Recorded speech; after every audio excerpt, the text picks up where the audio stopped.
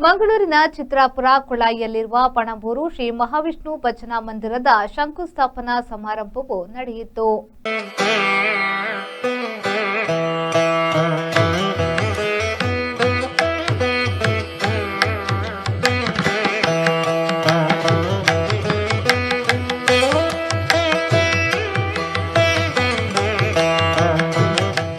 Shankar family ಟ್ರಸ್ಟ್ನ ಪ್ರವರ್ತಕರಾಗಿರುವ ನಾಡೋಜ doctor G Shankar ಅವರು ಶಂಕುಸ್ಥಾಪನೆಯನ್ನ ನೆರವೇರಿಸಿದರು.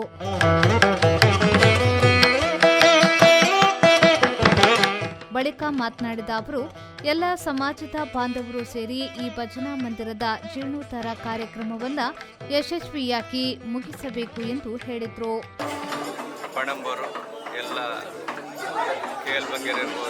ಮಾಧವ ಸೋರ್ಣ ಇರ್ಬೋದು, ಎಲ್ಲರೂ ಸೇರಿ ಎಲ್ಲ ಗುರಿಕಾರರು ಎಲ್ಲ ನಮ್ಮ ಸಮಾಜ ಬಾಂಧವರು ಸೇರಿ ಈ ಭಜನಾ ಮಂದಿರದ ಜೀರ್ಣೋದ್ಧಾರ ಕಾರ್ಯವನ್ನು ಮಾಡಲಿಕ್ಕೆ ಇವತ್ತು ಶಿಲಾನ್ಯಾಸ ಮಾಡಿದ್ದೇವೆ.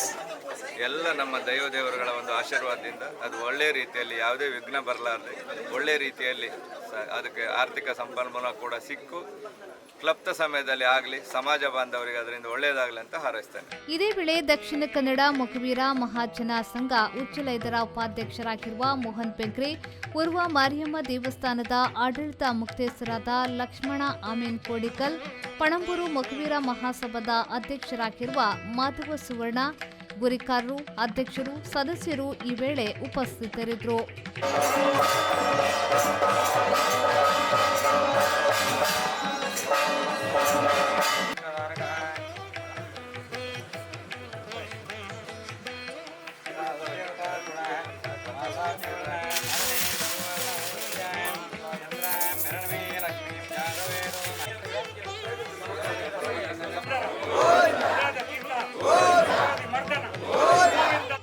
ಶರಸಾಲ್ಯನ್, ವಿ4 ನ್ಯೂಸ್, ಮಂಗಳೂರು.